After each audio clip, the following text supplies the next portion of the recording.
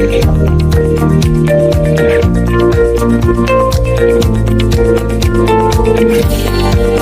Jungle.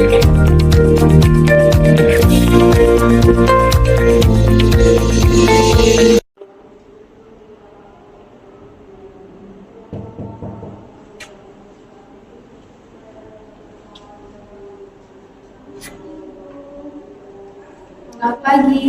Selamat pagi, Bu. Selamat anak subuh. Selamat dulu ya, Bu.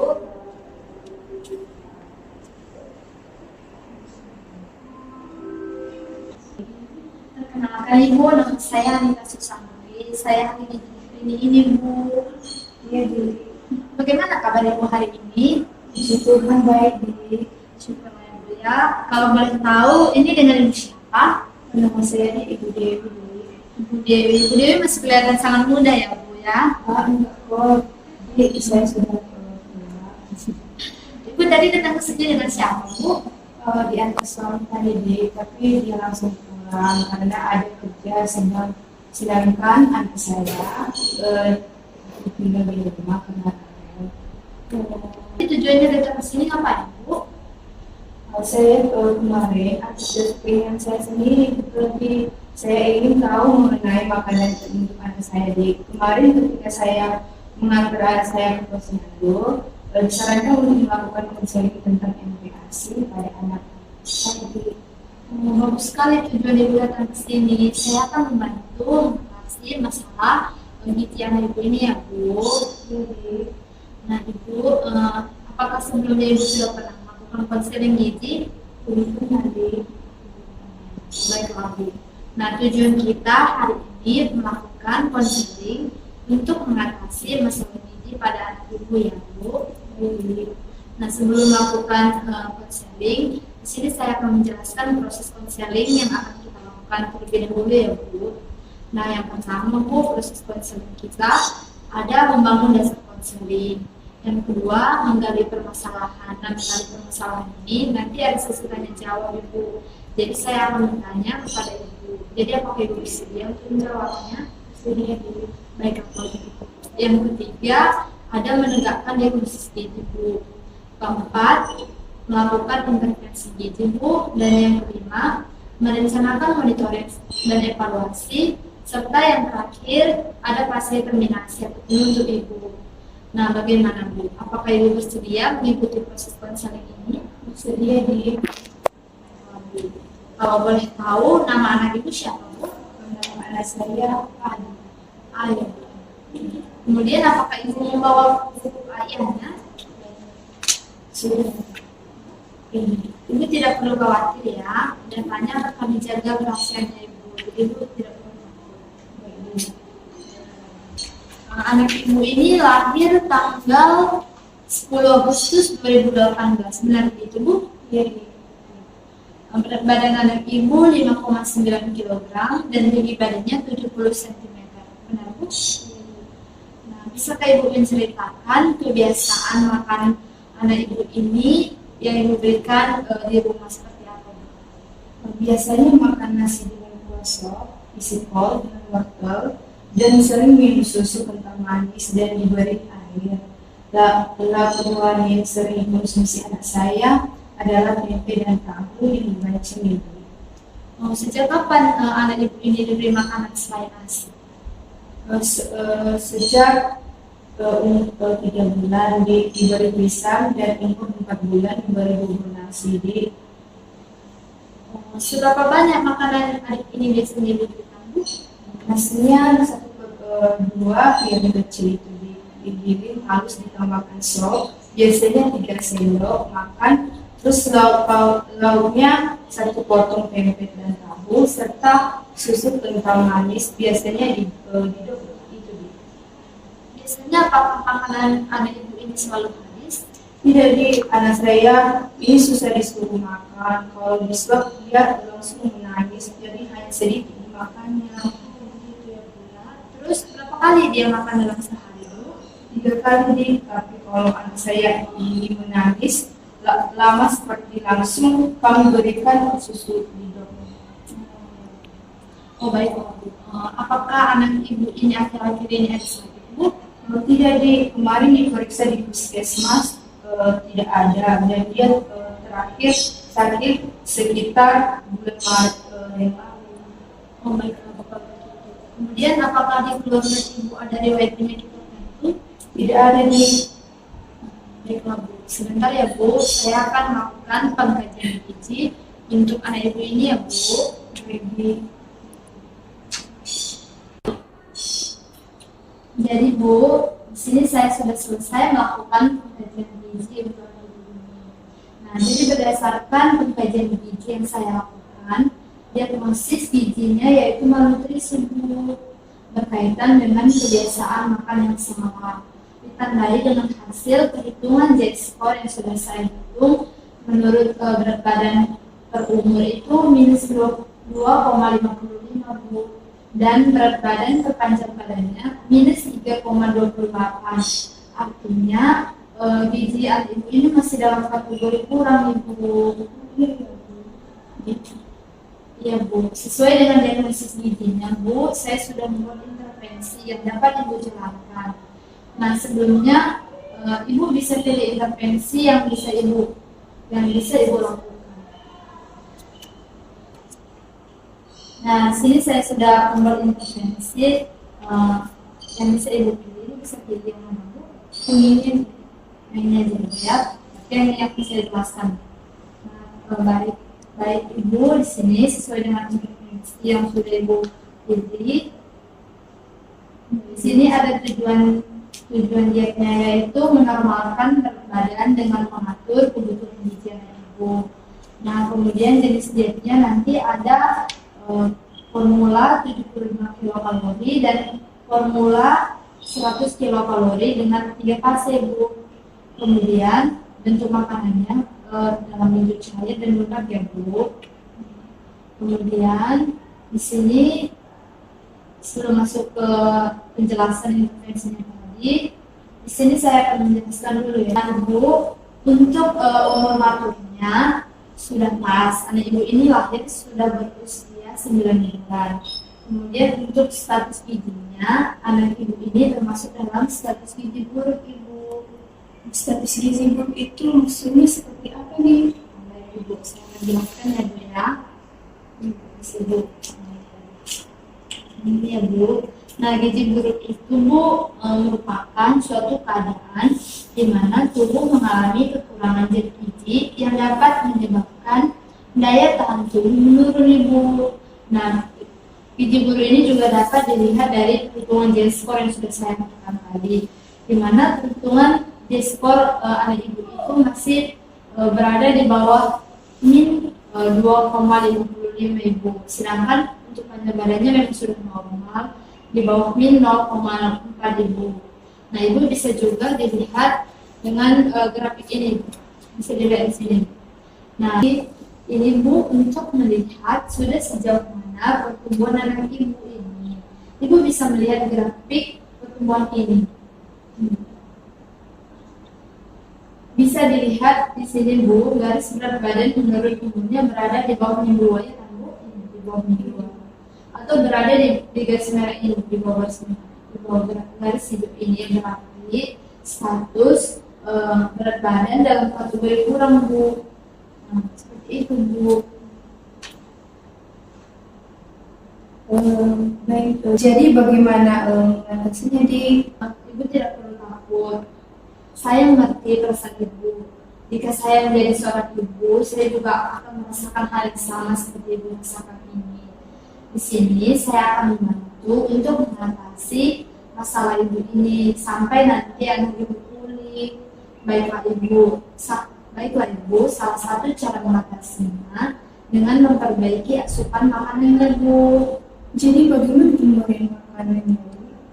Nah, berhubung status gizi anak ibu ini masih kategori gizi buruk, jadi sesuai dengan intervensi atau solusi yang saya buat yang dapat Ibu jalankan. Jadi apakah Ibu dapat berkomitmen untuk menjalankan sesuai dengan kemampuan Ibu?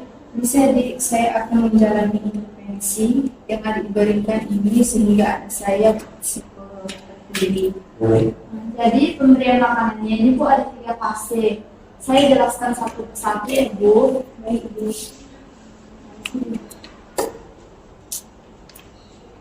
Nah, tadi saya sudah mengatakan untuk mengatasinya ada tiga fase ya kan Bu. Nah, yang pertama Bu, di sini ada fase stabilisasi. Nah, fase stabilisasi ini diberikan pada hari pertama sampai kedua pasca ditemukan malnutrisi Bu. Nah, tujuannya agar kondisi anak stabil Bu. Nah, sesuai dengan fase stabilisasi ini diberikan formula 75 kilokalori Bu.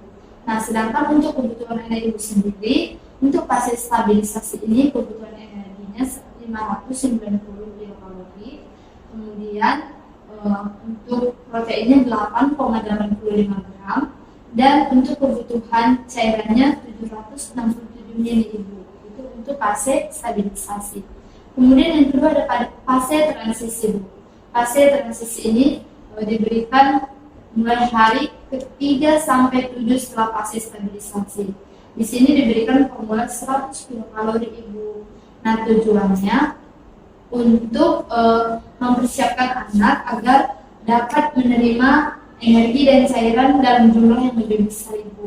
Nah, untuk kebutuhan anak Ibu ini, di sini kebutuhannya energinya 885 kilokalori, proteinnya 17,7 gram, dan mineralnya 885 ml Ibu.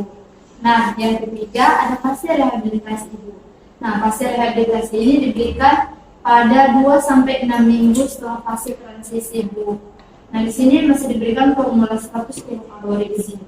Tujuannya agar mengejar ketertinggalan pertumbuhan anak Ibu seperti itu.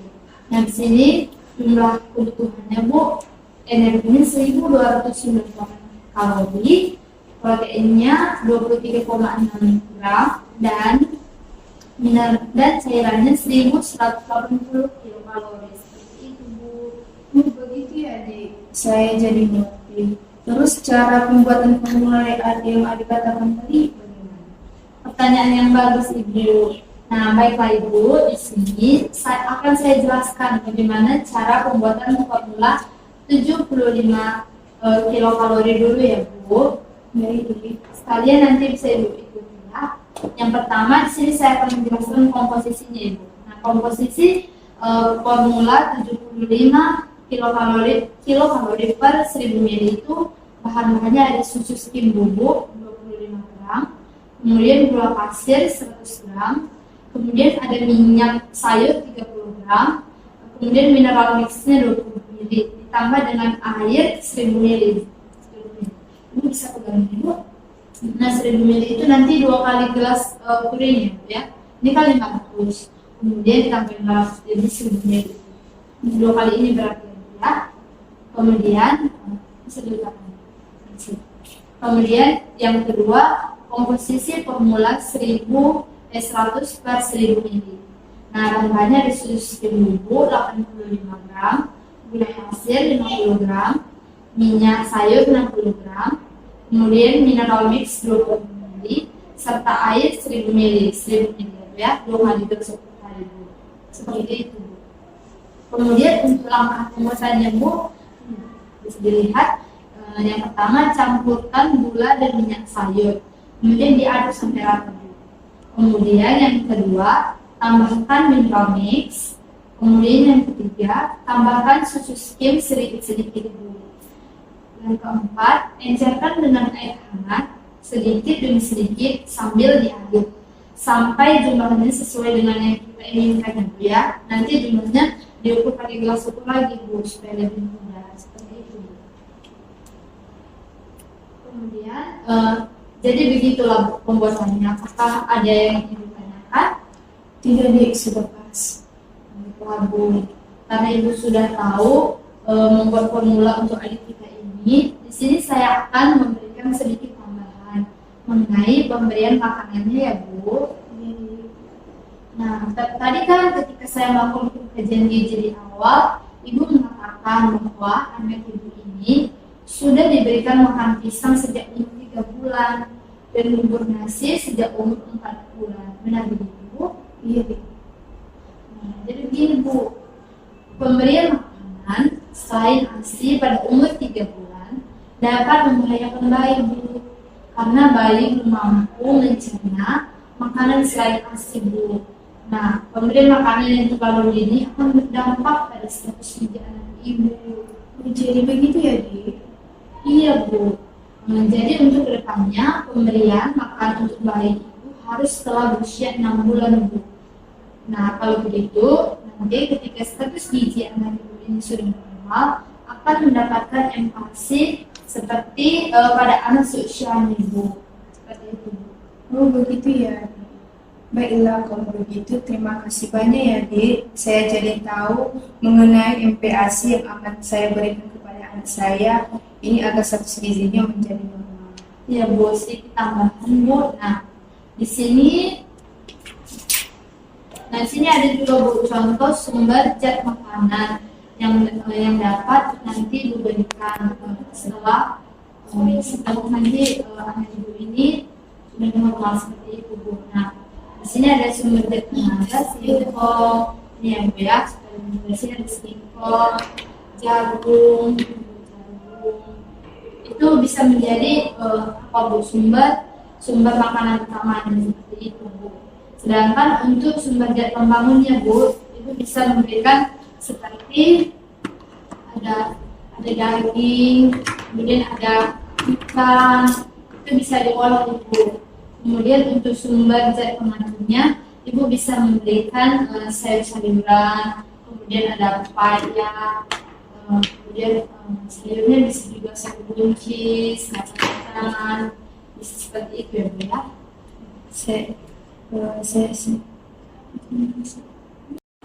Baiklah, Ibu, nanti bisa diberikan itu ketika status anak ibu sudah normal ya, Bu. Nah, baik, Bu. Nah, setelah saya menjelaskan tadi, jadi apakah Ibu benar-benar sudah siap untuk berkomitmen menjalankan intervensi yang sudah saya berikan? Saya siap, Dik. Saya akan memberi makanan pendamping ASI seperti formula tadi dengan tidak menghentikan pemberian ASI. Saya pada adik saya, Dik, sesuai dengan yang adik sarankan tadi. Saya catat ya, Bu, komitmennya agar nanti kita sudah tahu sudah sejauh mana perkembangan anak ibu ini ya, Bu ya. Iya, Dik. Baiklah, apakah ada lagi yang ingin ditanyakan, Bu? Sudah, Dik, tidak ada lagi. Baiklah, Ibu, jika Ibu tidak ada pertanyaan lagi, apakah Ibu boleh menyimpulkan apa yang kita bahas hari ini?